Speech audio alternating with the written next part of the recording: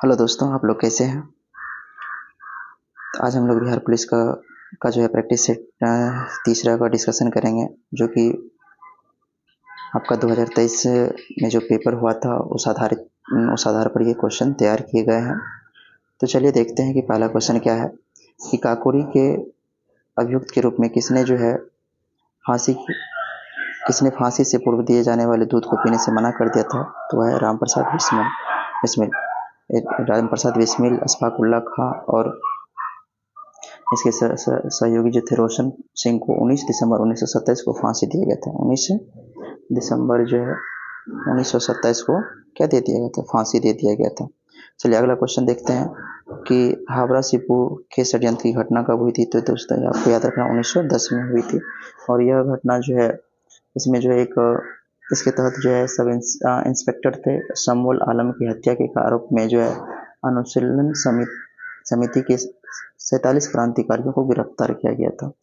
तो ध्यान रखें, भारत के किस वायसराय ने आर्थिक विकेंद्रीकरण की नीति अपनाई थी? तो वो लॉर्ड मेयो। किसने? तो लॉर्ड मेयो। और लॉर्ड मेयो के काल में ही जो है सबसे पहली बार जो जनगणना होती है तो 1872 में भारत में पहली जनगणना इसी के समय में हुई थी। चलिए अगला क्वेश्चन देखते हैं क्या है। कांग्रेस का पहला अधिवेशन जो गांव में हुआ था वो कौन सा था? तो वो फैजपुर अधिवेशन था। और यह फैजपुर अधिवेशन की जो अध्यक्षता की थी वो पीटी नेहरू ने किया था। पंडित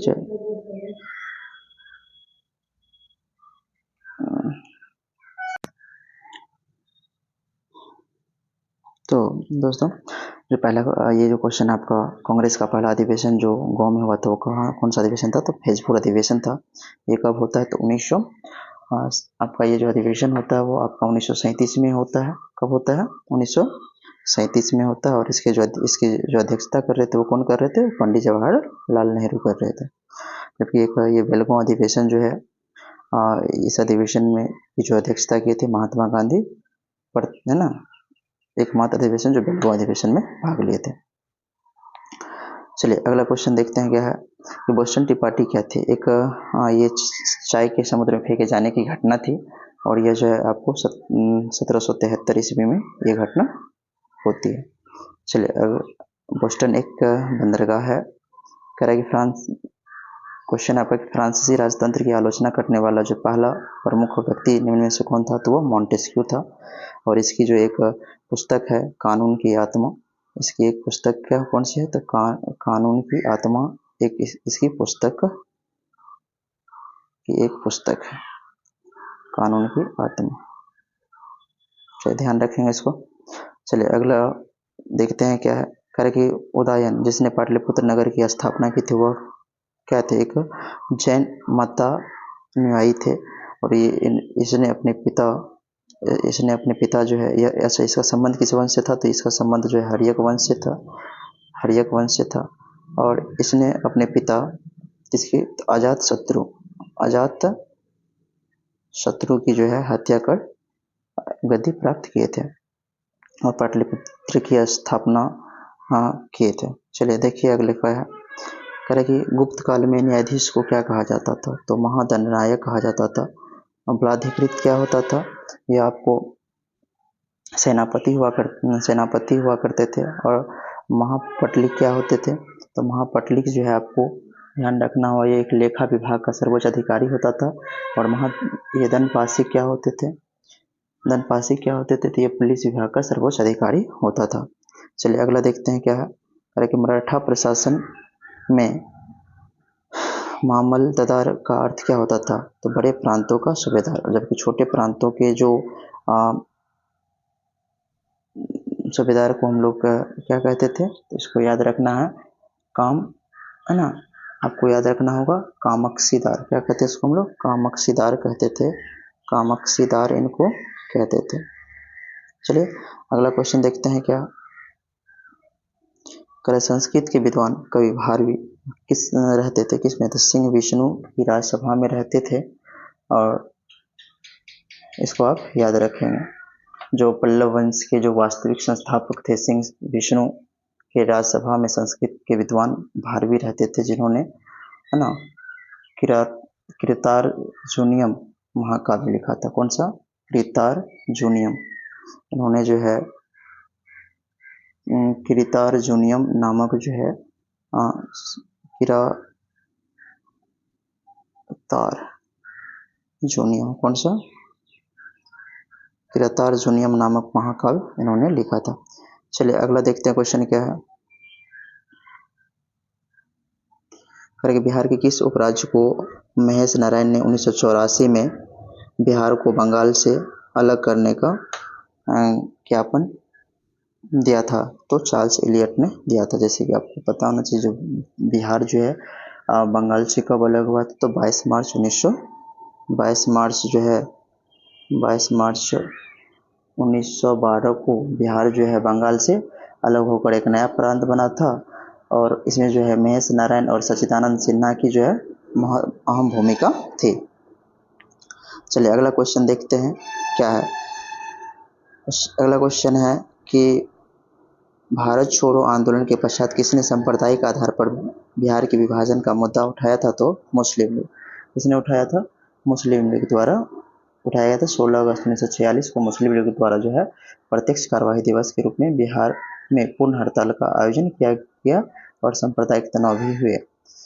और इसी संदर्भ में सरदार पटेल ने कहा था कि हम बहुत बड़ी भूल करेंगे यदि हम बिहार की जनता और उनके मंत्री मंडल को मुस्लिम लीग के नेताओं के हिंसक एवं असभ्य आंदोलनों के सामने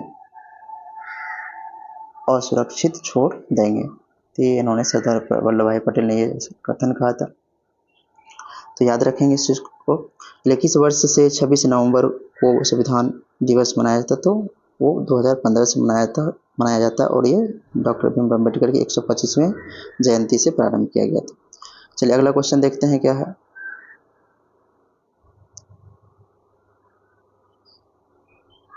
अगला क्वेश्चन है आपको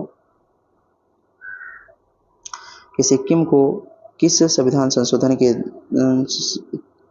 के द्वारा संघ में शामिल कर भारत के नए अन्य राज्य के समकक्ष बनाया गया? तो वह 36वें संविधान संशोधन द्वारा। 36वें संविधान संशोधन 1975 के द्वारा। जबकि 35वां जो है हुआ था 1974 में। तो 1974 में तो 35वां संविधान संशोधन में क्या किया गया था कि जो सिक्किम राज्य थे इनको एक सहयोगी राज्य का विशेष दर्जा दिया गया था। जबकि 36वें संविधान संशोधन द्वारा जो है यह पूर्ण राज्य बना, और ये 22वें राज्य के रूप में बना था। कौन से राज्य? 22वें राज्य के रूप में बना था।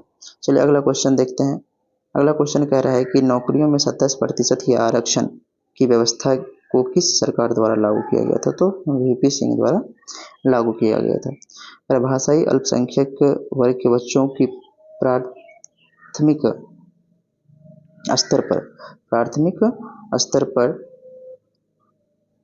मातृभाषा में शिक्षा की सुविधाओं का प्रावधान किस अनुच्छेद के तहत किया गया था? तो अनुच्छेद 350 के क के तहत किया गया था।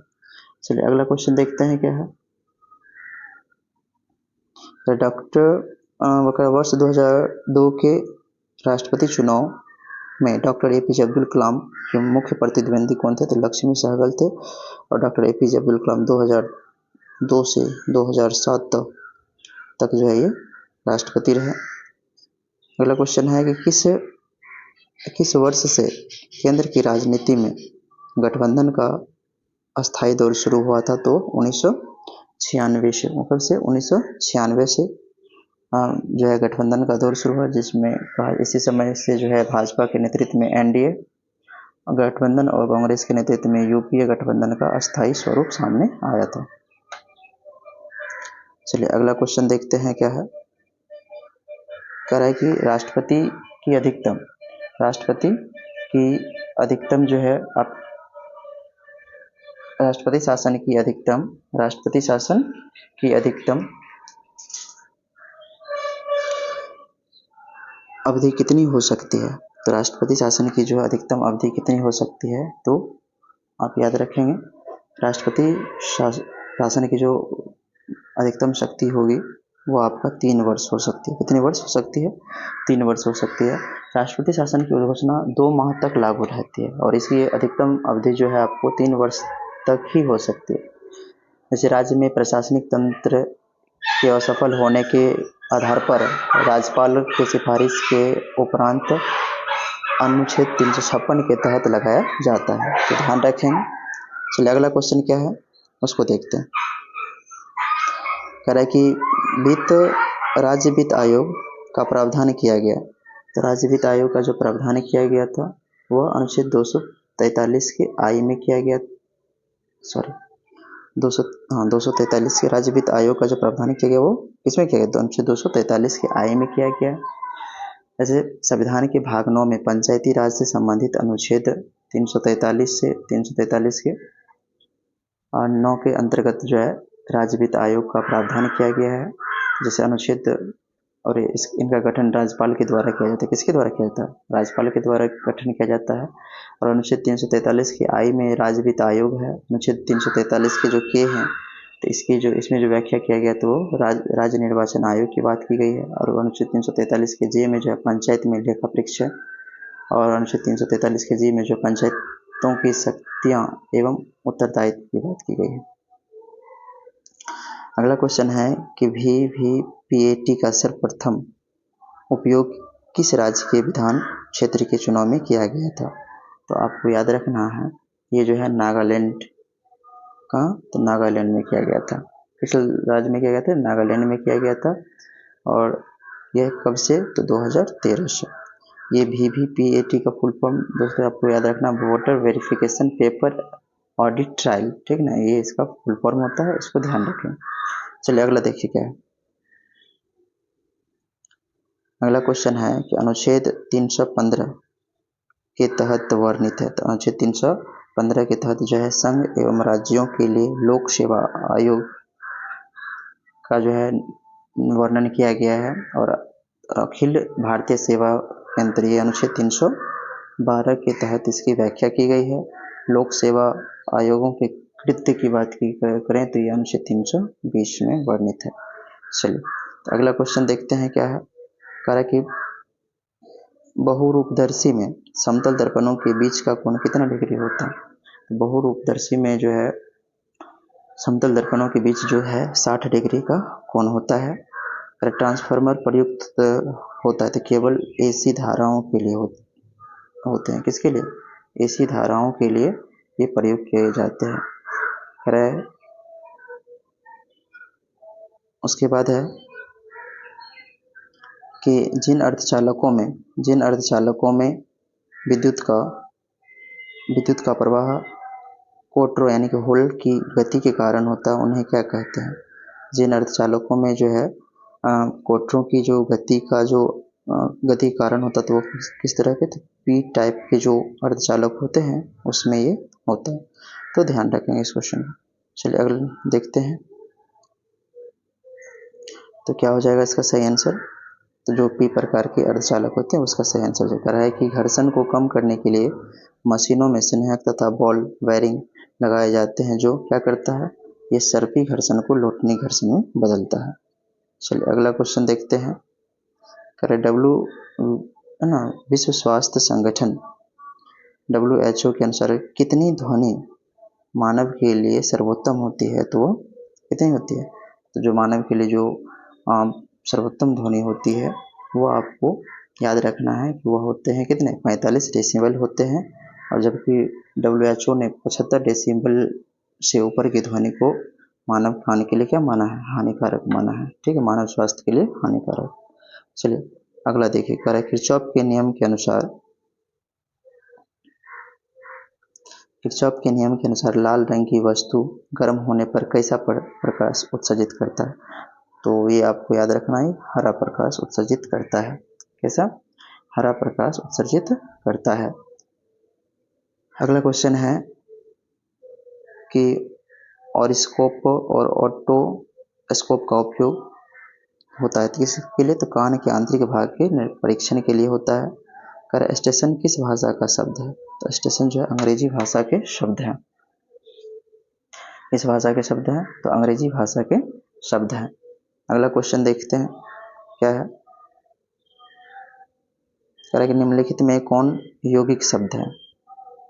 तो कौन यौगिक शब्द है? तो आपका हो जाएगा, इसका सही आंसर हो जाएगा विद्यालय। क्या हो जाएगा? विद्यालय एक यौगिक शब्द है। इनमें से कौन सा शब्द है जो हमेशा बहुवचन में प्रयुक्त होता है? तो वो हो जाएंगे प्राण। कौन सा हो जाएंगे? प्राण।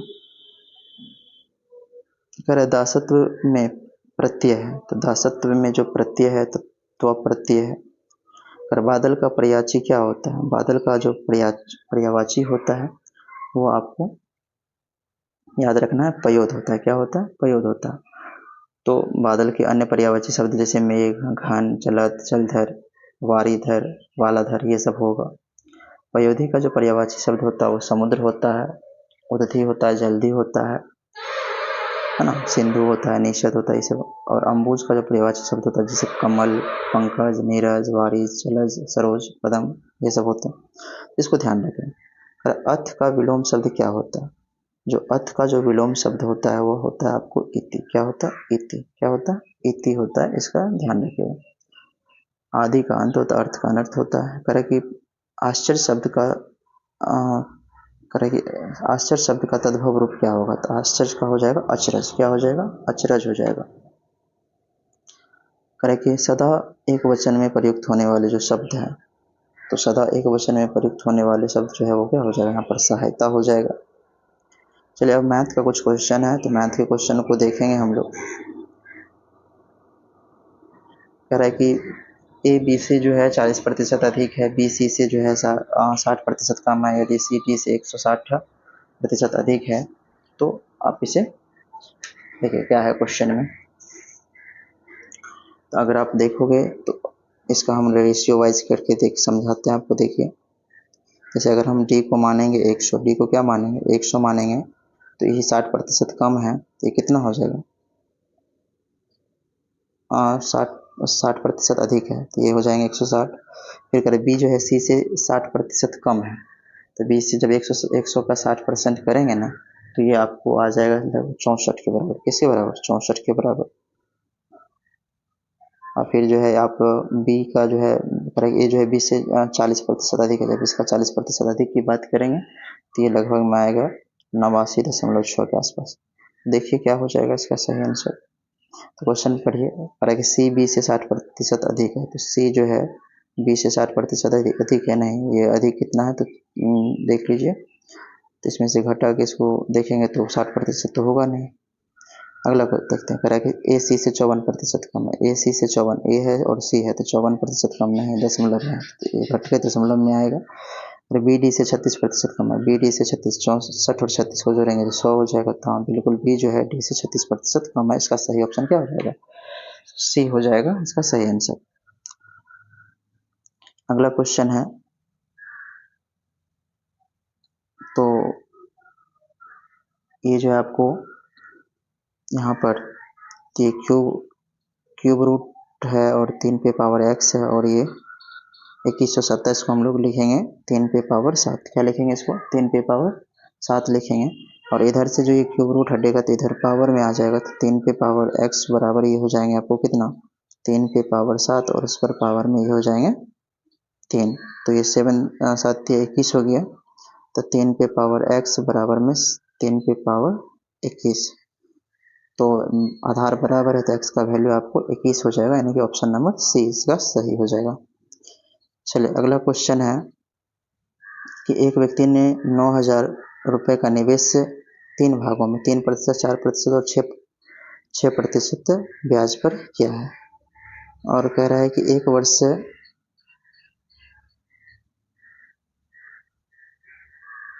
कह रहा है कि एक वर्ष उसे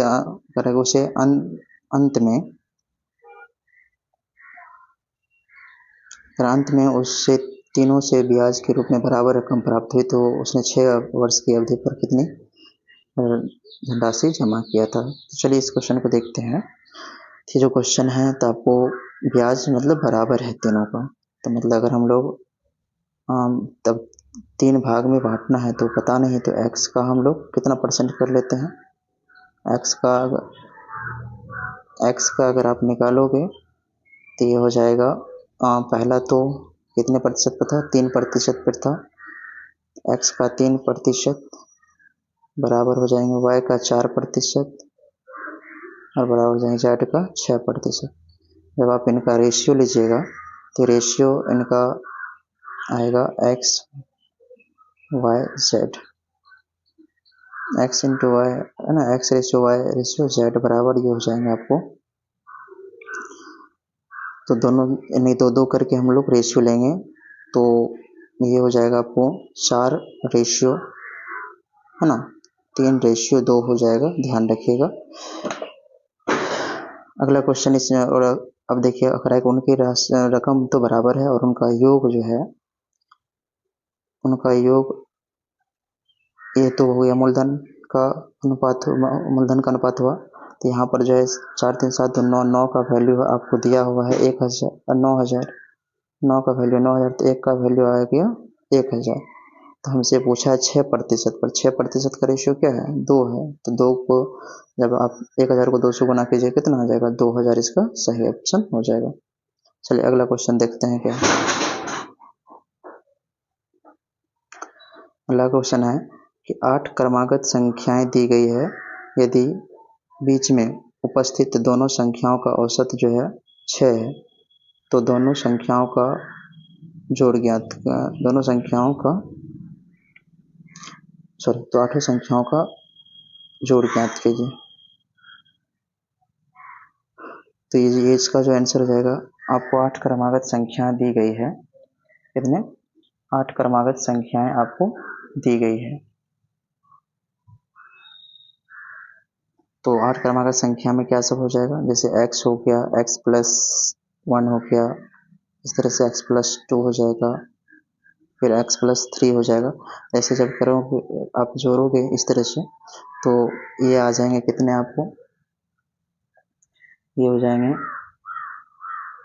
जो टोटल, और इसमें क्या दिया गया, तो जो बीच वाली संख्या होगी, तो बीच वाली संख्या होगी क्या सभी, तो आप याद रखेंगे जो बीच वाली संख्या है ये हो जाएगी इसकी, तो x प्लस 3 हो जाएगी, और क्या हो जाएगी x प्लस 4 हो जाएगी, और इसका जो औसत दिया गया है 6 है, तो 6 गुना 12 हो जाएंगे, ये कितने हो जाएंगे 12। तो अब इसको जोड़िए, तो 2x प्लस में 7 बराबर में 12, तो ये प्लस में इधर आएगा तो माइनस में आ जाएगा, कितना आ जाएगा माइनस में आ जाएगा, तो ये आ जाएंगे आपको 5/2, कितने आ जाएंगे 5/2 आ जाएंगे। तो x का वैल्यू यहाँ से आपको आ गए 5/2, x बराबर 5/2 आए, कितना है। तो इस तरीके से अगर आप, फिर कह रहा है क्वेश्चन कि तो 8 संख्याओं का जोड़ ज्ञात करें,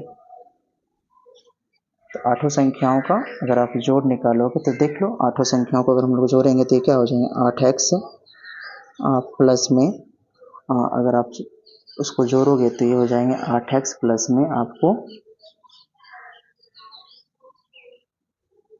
28, कितने हो जाएंगे, जैसे कि x प्लस 7 है इस तरीके से, तो आप x है ना 28 हो जाएगा।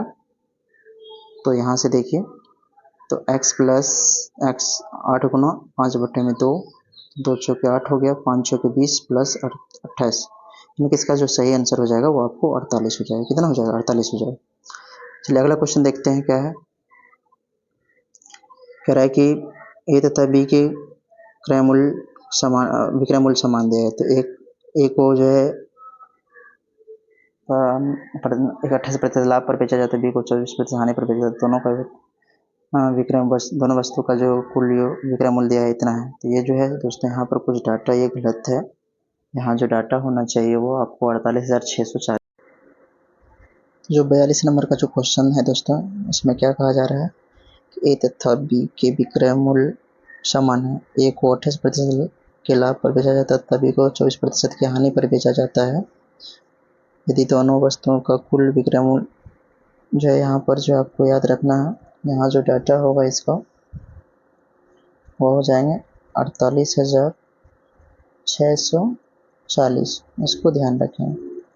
तो यहाँ जो क्वेश्चन में दिया गया है, तो दिया गया है कि इनका विक्रय मूल्य समान है, मतलब ये अगर विक्रय मूल्य x है तो 2x का जो वैल्यू हो जाएगा ये इतना हो जाएगा, 2 से काटेंगे तो 2 दूना 4, 2 चौके 8, 2 तिया 6, 2 दूना 4, मतलब 24,320 हो गया, 24,320 से मतलब ये विक्रय मूल्य निकल गया।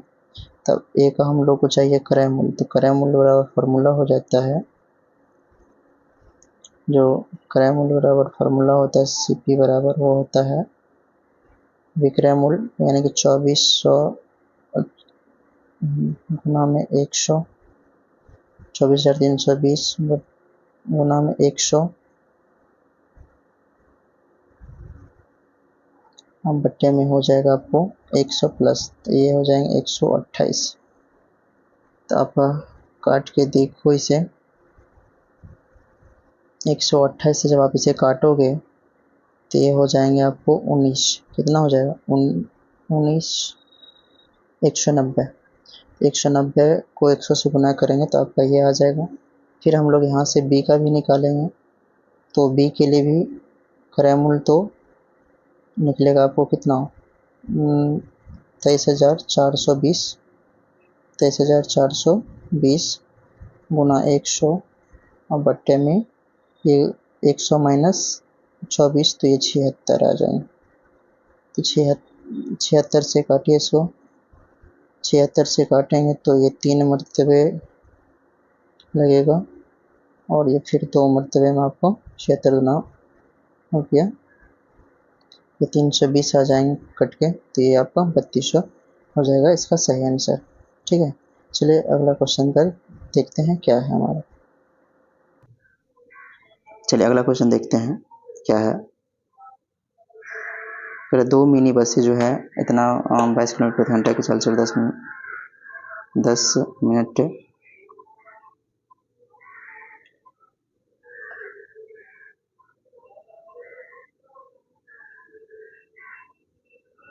क्या 10 मिनट के अंतराल पर एक घर से चलती है और विपरीत दिशा में आ रहे एक व्यक्ति को कितनी अधिक चाल से चलना पड़ेगा ताकि 6 मिनट के अंतराल पर जो है बसें मिल जाए। कितने मिनट के अंतराल पर 6 मिनट के अंतराल पर जो है वो बस आपको मिल जाए। तो चलिए देखिए क्या है क्वेश्चन को।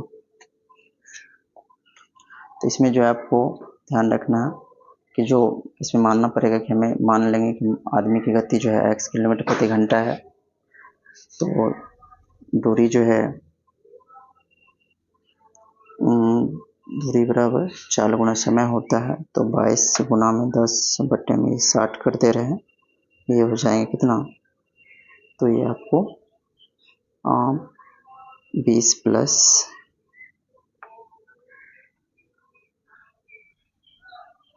मतलब ये सापेक्ष चाल है, तो ये दोनों जो है करा कि 2 मिनी बसें 22 किलोमीटर प्रति घंटा की चाल से 10 मिनट के अंतराल पर एक घर से चलती है और घर के विपरीत दिशा में एक व्यक्ति है ना, एक व्यक्ति घर की दिशा के विपरीत दिशा से एक व्यक्ति आ रहे हैं और कितनी अधिक चाल से चलना पड़ेगा कि ताकि 22 मिनट के अंतराल पर बस मिल जाए। ठीक है दोस्तों, तो यहाँ जो है सापेक्ष चाल होगा, तो सापेक्ष चाल जो है इसका कितना हो जाएगा 22 प्लस एक्स, चाल जो है दोनों जुड़ जाएंगे इतना, तो 22 प्लस एक्स। तो ये भी और इसे पहुंचने में उसे 6 मिनट का समय लग रहा है, तो गुना में 6, तो इसे भी आप दशमलव इसको थोड़ा सा हम लोग यहाँ बनाते हैं। चलिए देखिए क्या ये हो जाएंगे 22 गुना 10 बट्टा में 60 बराबर 22 प्लस एक्स इंटू 6 बट्टे में 60, 60 से 60 कट जाएगा,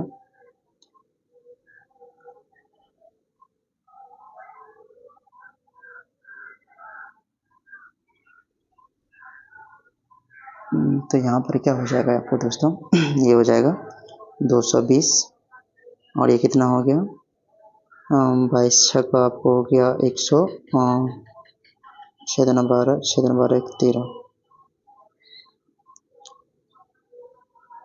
तो 132 हुआ, तो 120 में से 132 घटा लीजिए कितना हुआ 8, और यहाँ पर 11 8 3 11, ठीक है, तो 88 हो गया, 88 बट्टे में 6, 88 बट्टे में हो गया 6, 2 से काटिए, 2 तिया 6, 2 से 44,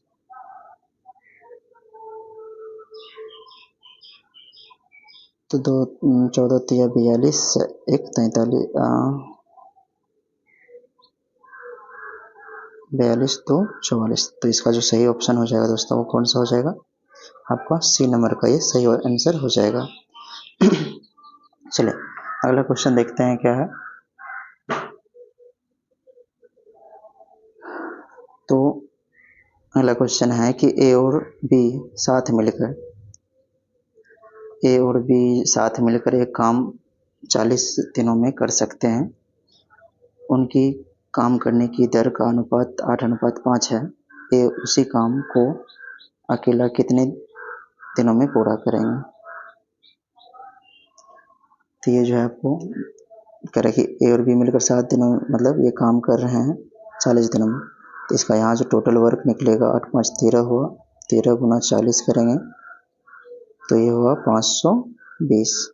अब 520 काम हो गए तो ए अकेला उस काम को करना चाहता है। तो ए का रेशियो है 8, तो 8 से काटिए, 8 6 48, 4 8 5 40 मतलब 65 दिन। कितने दिन में, इसका सही आंसर हो जाएगा 65 दिन। और एक पहिए का व्यास दिया गया है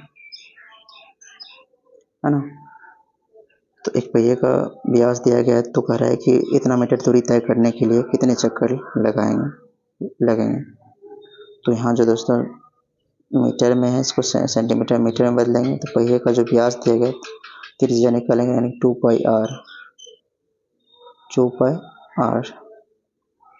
2 गुना 22/7 गुना आर का वैल्यू हो गया, इसका आधा करेंगे तो 42, 2 पाई आर 7 6 42,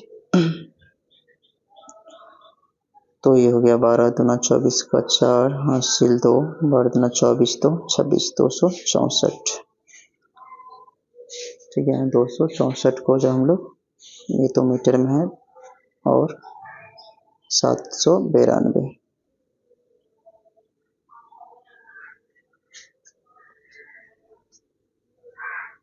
और क्या कह रहा था क्वेश्चन में, एक पहिए का व्यास दिया गया और 792 मीटर की दूरी तय करने के लिए कितने चक्कर लगाने होंगे।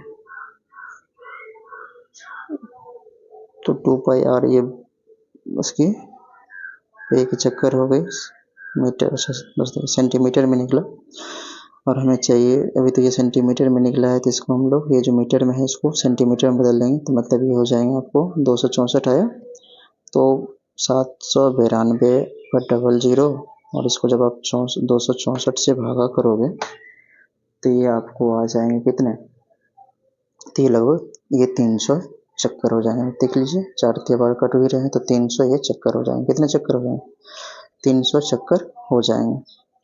कितने चक्कर हो जाएंगे, 300 चक्कर हो जाएंगे। अगला क्वेश्चन इसका जो है इसका एलसीएम निकालना है, तो इसका जो आपका ऑप्शन नंबर हो जाएगा बी, इसका सही ऑप्शन हो जाएगा। और 47 की बात करिएगा, बहुभुज में विकर्णों की संख्या 27 है तो उसमें भुजाओं की संख्या क्या होगा। तो इसके लिए विकर्ण की संख्या और जो फॉर्मूला होता है आप ध्यान रखिएगा, वो विकर्ण की संख्या और फॉर्मूला होता है n इंटू n-3 बट्टे में ये 2 होता है फॉर्मूला। अब यहाँ पर जो है विकर्ण की संख्या दी गई है 27 दूना 54 होगा मतलब ये आपको गुणनखंड के रूप में बनेगा। तो इसकी जो संख्याएं हो जाएगी वो आपको हो जाएगा 9। कितने हो जाएंगे, 9 इसकी संख्या हो जाएगी। कह रहा है कि रूपल हिमनद स्थित है। तो जो रूपल हिमनद स्थित है वह कहाँ है, तो बृहद हिमालय में स्थित है। कहाँ है, तो बृहद हिमालय में। और वुडर पक्षी अभ्यारण्य अवस्थित है, ये है ना। वडूवर जो है पक्षी अभ्यारण्य कहाँ अवस्थित है, तो ये तमिलनाडु में स्थित है। कहाँ स्थित है, तमिलनाडु में स्थित है, इसको ध्यान रखिएगा। कह रहा है हीराकुंड एवं रेणुकूट में 2 नवीन संयंत्रों की स्थापना की गई है। तो ये तो द्वितीय पंचवर्षीय योजना में इसकी जो है क्या की गई है, संयंत्रों की स्थापना की गई है। उसके बाद है प्रशांत सुनामी चेतावनी प्रणाली की स्थापना किस वर्ष की गई है। तो प्रशांत जो चेतावनी है ये 1998 में। कब, 1998 में। चलिए अगला क्वेश्चन देखते हैं। करेक्ट, सौरमंडल के उपरांत पृथ्वी के सबसे निकटतम तारे जो है, पृथ्वी के सबसे निकटतम तारे जो है वह कौन सा है? तो वो आपको है करेक्ट, सौरमंडल के उपरांत पृथ्वी के उपरांत सबसे निकटतम तारे प्रोक्सिमा सेंचुरी जो है, जो की दूरी जो है पृथ्वी से है 4.28 प्रकाश वर्ष है। किस मंडल में निशादीप्त बादल ध्रुवीय क्षेत्रों के ऊपर गर्मियों में दिखाई पड़ते हैं, जिसका निर्माण उल्टा धूल एवं संवहनीय प्रक्रिया द्वारा लाई गई आर्द्रता एवं संघनन से होता है? तो इसका हो जाएगा मध्यमंडल। कौन सा? मध्यमंडल इसका हो जाएगा। चलिए अगले देखते हैं क्या है कि जैतून का तेल का उत्पादन किया जाता है। तो जैतून का तेल का जो उत्पादन किया जाता है वह कहाँ? तो भूमध्य सागरीय देशों में किया जाता है। अगला क्वेश्चन है, मिलान कीजिए। करे कि उत्तरी बिंदु जो है, करे कि एशिया महाद्वीप के प्रमुख बिंदु, जो एशिया महाद्वीप के जो प्रमुख बिंदु है, जैसे उत्तरी बिंदु आपको कहाँ है? उत्तरी बिंदु है चिलिउस्किन अंतरिक्ष, और दक्षिणी बिंदु जो है आपको, दक्षिणी बिंदु है तंजांगुन पीआई, और पूर्वी बिंदु जो है आपको वह है ब्रेजनेव अंतरिक्ष। पूर्वी बिंदु जो है ब्रेजनेव अंतरिक्ष, और पश्चिमी बिंदु जो है बावा अंतरिक्ष है। तो इसका जो सही ऑप्शन हो जाएगा वो सी ऑप्शन इसका सही ऑप्शन हो जाएगा। कौन सा? सी। अब कह रहे हैं कि बिहार का न्यूनतम लिंगानुपात वाला जिला कौन सा है? तो बिहार में जो है न्यूनतम लिंगानुपात वाला जो जिला है वह है मुंगेर, और जबकि सब सर्वाधिक वाला कौन है? तो वह है भागलपुर। चलिए अगला, चलिए भागलपुर में दोस्तों गोपालगंज। कौन सा? सर्वाधिक लिंगानुपात वाला जो पूछा जाए तो वो गोपालगंज हो जाएगा। कौन हो जाएगा? गोपालगंज। चलिए अगला देखिए क्या है। करे बिहार में प्रवाह प्रणाली को कितने भागों में विभक्त किया जाता है? तो बिहार में जो है प्रवाह प्रणाली को कितने भागों में विभक्त किया जाता है? तो वो आपका हो जाएगा 2 भाग में। कितने भाग में? 2 भाग में इसको विभक्त किया जाता है। और एक है ना, इक्थोलॉजी का संबंध किससे है? तो इक्थोलॉजी का जो संबंध है वो आपका हो जाएगा किससे? मछलियों के अध्ययन से। इक्थोलॉजी का संबंध मछलियों के अध्ययन से हो जाएगा। फिर क्वेश्चन अगला है कि जीवाणु की कोशिका भित्ति बनी होती है। तो जीवाणु की जो कोशिका भित्ति बनी होती है वह किससे बनी होती है? तो ग्लाइकेन से बनी होती है। मटर का मार्स रोग किस तत्व की कमी से होता है? तो मटर का जो मार्स रोग होता है वह मैग्नीज की कमी के कारण होता है। अगला क्वेश्चन है कि मानव शरीर में वसा का भंडारण कहाँ होता है? तो एडिपोज ऊतक में वसा का भंडारण होता है। और कि जापानी इंसेफेलाइटिस के कारण विषाणु मनुष्य के किस हिस्से को संक्रमित करता है? जापानी इंसेफेलाइटिस के कारण विषाणु मनुष्य के किस हिस्से को प्रभावित करता है? तो याद रखना है मस्तिष्क को। किसको? मस्तिष्क को। एक वयस्क मानव हृदय का जो औसत वजन होता है लगभग वो कितना होता है? तो 300 ग्राम होता है, लगभग 300 ग्राम होता है। निम्नलिखित में से कौन से जंतु अकशेरुकी नहीं होते हैं? अकशेरुकी नहीं होते हैं, तो जो सरीप होते हैं वो अकशेरुकी नहीं होते हैं। करेक्ट, पाचक एंजाइम किसमें मौजूद होते हैं? तो पाचक एंजाइम जो है आपको लाइसोसोम में मौजूद होते हैं। किसमें? लाइसोसोम में मौजूद होते हैं। अगला क्वेश्चन है कि निम्न में से कौन विटामिन सम्मिलित नहीं है? तो जैसे थायमिन है, तो वेरी ठीक है। विटामिन डी सूखा रोग जैसे है, नियासिन जो है प्लेग्रा में, विटामिन के ये 5 से रक्त का थक्का नहीं बनने से। तो इसका सही ऑप्शन हो जाएगा सी नंबर। चलिए अगला क्वेश्चन देखते हैं क्या है।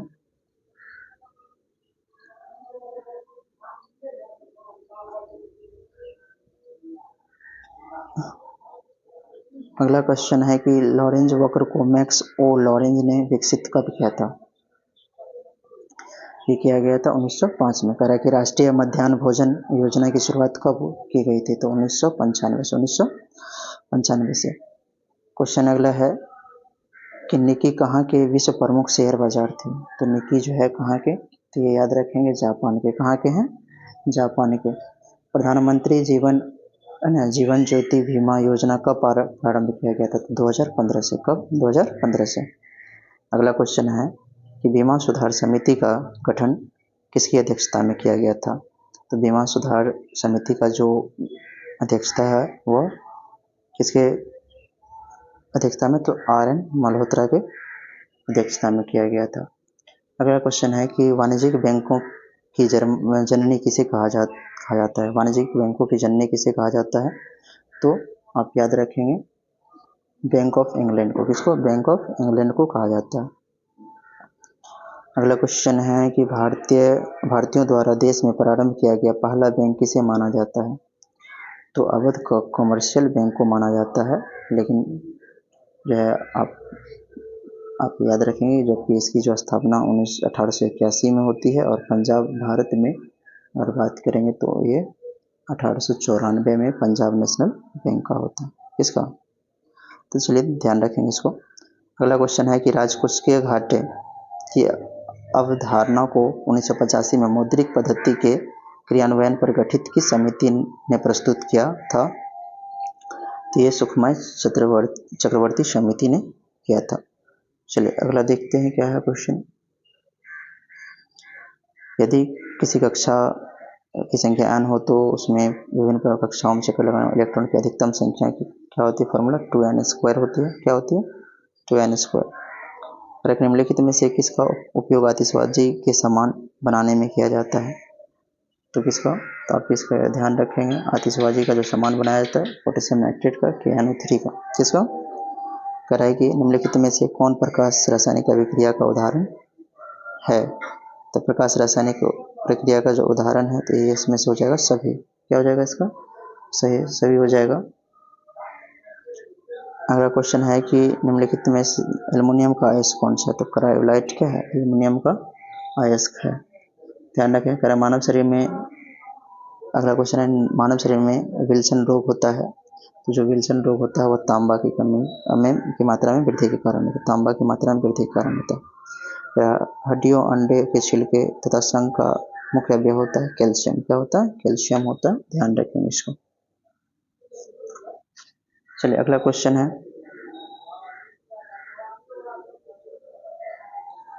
मतलब इस दर्पण को देखकर इसका चित्र बताना है कि कौन सा होगा। तो जो इसमें मिरर वाले में क्या होता है दोस्तों? टॉप टू बॉटम दिखता है, मतलब ये इधर चला जाता है, तो ध्यान रखिएगा। तो इसमें जो है आपको ऑप्शन नंबर आपका C सही आंसर हो जाएगा। ध्यान रखें। चलिए अगला क्वेश्चन है। अगला क्वेश्चन में ये कह रहा है कि आप इनको देखो कि ये क्या है। अगर आप यहाँ पर देखोगे तो ये 2 का स्क्वायर है और ये 3 का स्क्वायर है। ये 2 का स्क्वायर है और ये 3 का स्क्वायर है और इनको गुना करने पर कितना आ जाता है? 6 आ जाता है। ये 3 का स्क्वायर है, ये 4 का स्क्वायर है, तो 4 या 12 गुना करने पर आता है। ये 4 का स्क्वायर है और यहाँ पर 5 का स्क्वायर होता यानी 25, तभी तो गुना करके 20 आता है। यानी कि इसका सही ऑप्शन क्या हो जाता है? 20 हो जाएगा। चलिए अगला क्वेश्चन देखते हैं। तो उस विकल्प को चुनिए जो दी गई श्रृंखला को पूरा करता हो। तो इसका जो सही आंसर हो जाएगा दोस्तों वो क्या हो जाएगा? UI हो जाएगा। अगला है कि उस आकृति को चुनिए जो प्रश्न आकृति के श्रृंखला को पूरा करेगी। तो प्रश्न आकृति की श्रृंखला को पूरा करेगी, तो इसका ऑप्शन नंबर जो D है दोस्तों सही आंसर हो जाएगा। चलिए अगला देखिए क्या है।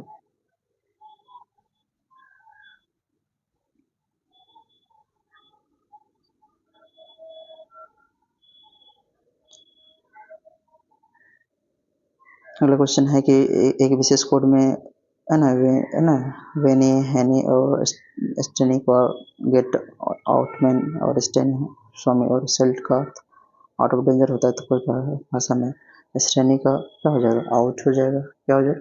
आउट हो जाएगा। क्योंकि देख लीजिए तो दोनों में कॉमन क्या है? तो हम कह सकते हैं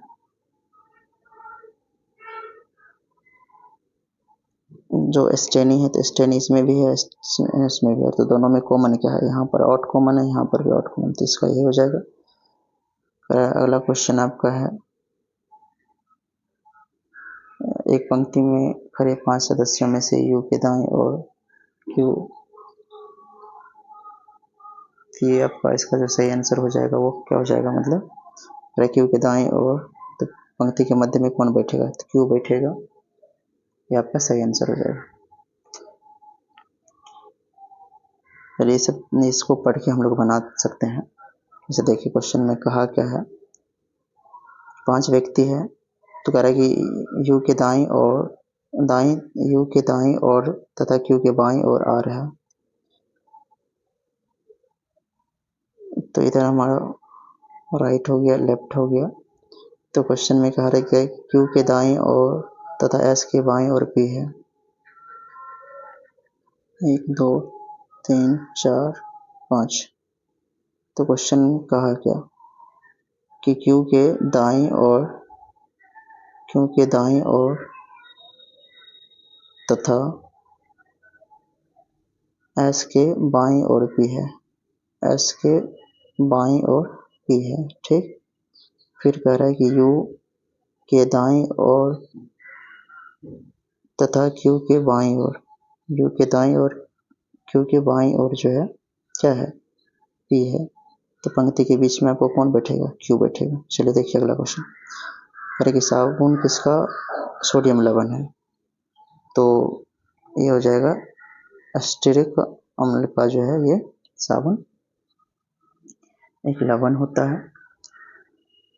अब कह रहा है कि इसमें जो आपको बताना है कि कौन कहाँ गलती है। तो यहाँ जो मच होगा दोस्तों, यहाँ पर क्या होना चाहिए, मोस्ट पॉपुलर होना चाहिए। क्या होना चाहिए, मोस्ट पॉपुलर होना चाहिए। तो यहाँ ऑप्शन गलत, ये हो जाएगा। The Taj Mahal is one of the most popular 7th wonder of the world. का select the most appropriate antonym of the given word. Antonym का मतलब क्या होता है दोस्तों, उल्टा। क्या, उल्टा वर्ड लिखना है इसका, है ना। इसका जो अपोजिट वर्ड हो जाएगा वो हो जाएगा स्टर्नेस। क्या हो जाएगा, स्टर्नेस हो जाएगा इसका सही ऑप्शन, ठीक है। चलिए अगला देखिए क्या है। अगला क्वेश्चन आपका है कि select the incorrectly spelled word. जो शब्द गलत है वो आपको बताने हैं। जो शब्द इसका गलत है आपको वो बताने हैं। इसमें क्या होगा, ये जो ऊपर ये जो आपको देखते जैसे है ना, लेनेसी का मीनिंग होता है आपका उदारता या कोमलता होता है, तो इसका कठोरता हो जाएगा। चलिए अगला है कि सेलेक्ट द इनकरेक्टली स्पेल्ड। तो इसका हो जाएगा पिज्जा का जो स्पेल है वो गलत है। Study of science of insects, मतलब कीटों का जो अध्ययन कहलाता है वो क्या कहलाता है आपको। तो जो कीट का अध्ययन कहलाता है वो एंटोमोलॉजी कहलाता है ना। क्या कहलाता है आपका, एंटोनोमोलॉजी कहलाता है, ध्यान रखें। रहा है कि choose the appropriate antonym of the given words. तो प्लेस्टिड। तो ये जो प्लेसिड होते हैं, ये प्लेसिड का मतलब होता है शांत। शांत का मतलब उपद्रवी होगा, मतलब ट्रबुलेंट। कर choose the I kicked the ball. इसका पेसिव वॉइस बनाना है आपको, तो क्या हो जाएगा, तो the ball was kicked bye मी।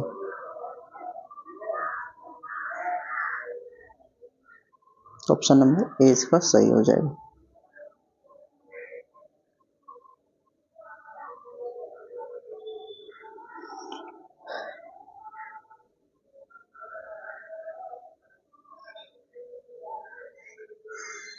ठीक है दोस्तों, चलिए अगला क्वेश्चन देखते हैं। कह कि he said I am living in Ludhiana. तो ही इसमें इसका हो जाएगा he said that. First person subject कौन सा चेंज होता है, तो यहाँ पर हो जाएगा आपका ही इज, और ये पास्ट में तो बदलेगा, तो इज एम आर वाज या वर में बदल जाता है। तो इसका जो सही ऑप्शन हो जाएगा डी, इसका सही ऑप्शन हो जाएगा। क्वेश्चन है कि choose the correct question tag. जो क्वेश्चन टैग आपको है यहाँ पर दिया गया, तो लेट अस गो का जो क्वेश्चन टैग हो जाएगा सेल भी हो जाएगा, ध्यान रखेंगे इसका। कह कि डिजिटल शक्ति 4.0 अभियान 2023 में किसके द्वारा जारी किया गया था। तो डिजिटल शक्ति का जो अभियान है वो किसके द्वारा, तो राष्ट्रीय महिला आयोग द्वारा ये शुरू किया गया था। पर सुस्वागतम ऑनलाइन पोर्टल किसके द्वारा जारी किया गया था? सुस्वागतम ऑनलाइन पोर्टल जो है किसके द्वारा? तो सर्वोच्च न्यायालय द्वारा। किसके द्वारा? सर्वोच्च न्यायालय द्वारा। चलिए अगला क्वेश्चन देखते हैं कि खेलो इंडिया विंटर गेम्स 2023 का आयोजन कहाँ हुआ? तो आप इसको ध्यान रखेंगे तो इसका जो सही ऑप्शन हो जाएगा वो हो जाएगा गुलमर्ग, जम्मू कश्मीर में। कहाँ? जम्मू कश्मीर। पर 4 जनवरी 2023 तक आयुष्मान भारत योजना के तहत कितने लाभार्थियों का सत्यापन किया गया? तो 22 करोड़ अभ्यर्थियों। ठीक है, 22 करोड़ जो है लाभार्थियों का सत्यापन किया गया। कह रहा है कि शांति के क्षेत्र में नोबेल पुरस्कार 2023 में किसने दिया? 2023 में मतलब किसे दिया गया? तो आपको नरगिस मोहम्मदी को। तो दोस्तों हमारी ये वीडियो कैसी लगी आप लोग कमेंट में अवश्य बताएं, जिससे कि मैं और अच्छा बना पाऊँ और अच्छे तरीके से इसका डिस्कशन कर पाऊँ। तो हमारे चैनल पर जो पहली बार आए हैं तो हमारे चैनल को सब्सक्राइब कर लें और लाइक का बटन अवश्य दबाएं और कमेंट अवश्य करें, जिससे हमें आपके क्वेश्चन का आंसर देने में भी और जो कमी है वो भी बताएं, जिससे कि मैं अपनी कमी को सुधार कर पाऊँ। चलिए धन्यवाद।